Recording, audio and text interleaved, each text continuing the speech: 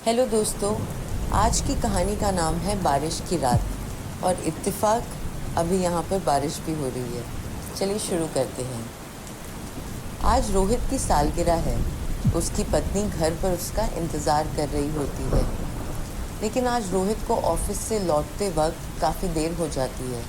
वह अपनी bike start करता है, लेकिन काफ़ी देर तक प्रयास करने के बाद भी बाइक स्टार्ट नहीं होती है। वह बाइक को वहीं छोड़ देता है और बस का इंतज़ार करने लगता है, क्योंकि कुछ ही समय में बस के आने का टाइम होने लगता है। वह चलते चलते बस स्टैंड तक पहुंच जाता है, लेकिन तभी बारिश होना शुरू हो जाती है। रोहित बारिश में भीगने लगता है। बारिश से बचने के लिए वह अपने सूटकेस को अपने सिर पर रख लेता है। बस स्टैंड पर और भी कई लोग बस का इंतज़ार कर रहे होते हैं। ये सभी लोग देखने में बड़े ही अजीब लग रहे थे। तभी रोहित महसूस करता है कि बारिश की बूंदें उसके ऊपर गिरना बंद हो गई हैं। जब उसने देखा तो बगल में एक व्यक्ति अपनी छतरी के आधे हिस्से को रोहित के ऊपर किए हुए था। ये देखकर रोहित हल्का सा मुस्कुराया। उस व्यक्ति की लंबाई रोहित के बराबर थी।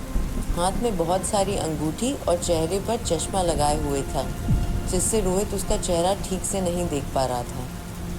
उस आदमी ने कहा, यह बारिश का मौसम भी बड़ा ही अजीब है। कहीं तो बहुत ज़्यादा बारिश हो जाती है और कहीं सूखा। कहीं लोगों को जीवन देती है तो कहीं मौत। उस आदमी की इस बात को रोहित के पास कोई जवाब नहीं था। वो उस आदमी को देखकर हल्का सा मुस्कुराया और अपना सिर हिलाया। उसको थोड़ा अजीब लगा। कुछ देर बाद रोहित का फ़ोन बजता है। वह जेब से फ़ोन निकालता है, तभी फ़ोन हाथ से छूटकर ज़मीन पर गिर जाता है। रोहित तुरंत फ़ोन उठाने के लिए झुकता है तो उसे कुछ ऐसा दिखाई देता है जिससे वह पूरी तरह डर जाता है। वह देखता है कि छतरी वाले आदमी के पैर नहीं हैं। वह जूतों पर बिना पैरों के खड़ा है। वह हिम्मत बांधकर खड़ा होता है और अनजान बनने का दिखावा करने लगता है। तभी वह देखता है कि बस स्टैंड पर बाकी लोग नहीं हैं। वह और ज़्यादा डर जाता है। वह तुरंत अपनी पत्नी शालिनी को अपने साथ हो रही घटना का मैसेज के ज़रिए बता देता है और जल्दी से जल्दी अपनी लोकेशन पर आने के लिए कहता है। लेकिन तभी छतरी वाला आदमी कहता है, शालिनी को यहाँ बुलाना अच्छा नहीं है।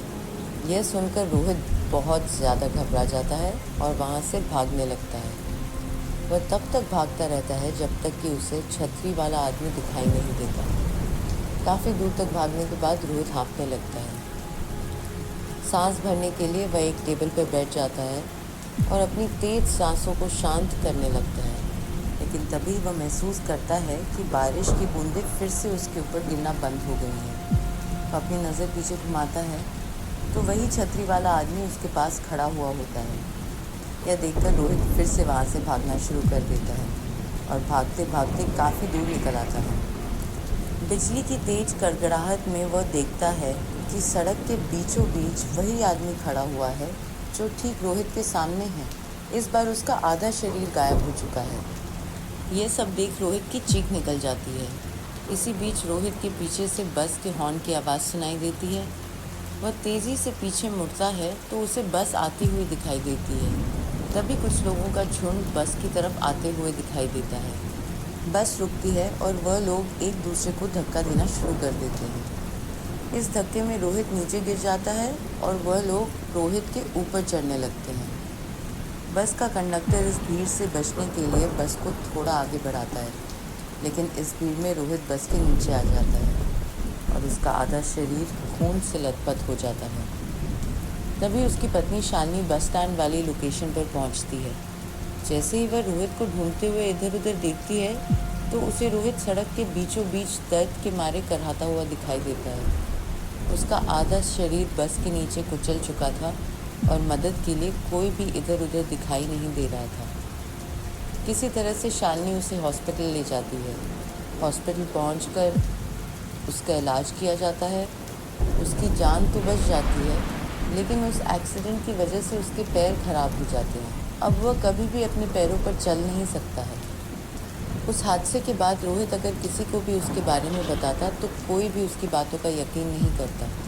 लेकिन शालिनी ने उसके बारे में एक आर्टिकल में पढ़ा था, जिसमें बताया गया था कि हर साल कोई ना कोई व्यक्ति इस घटना का शिकार होता है। हर एक को वही छतरी वाला आदमी काला चश्मा पहने दिखाई देता है और बाद में वह आदमी उनकी जान ले लेता है।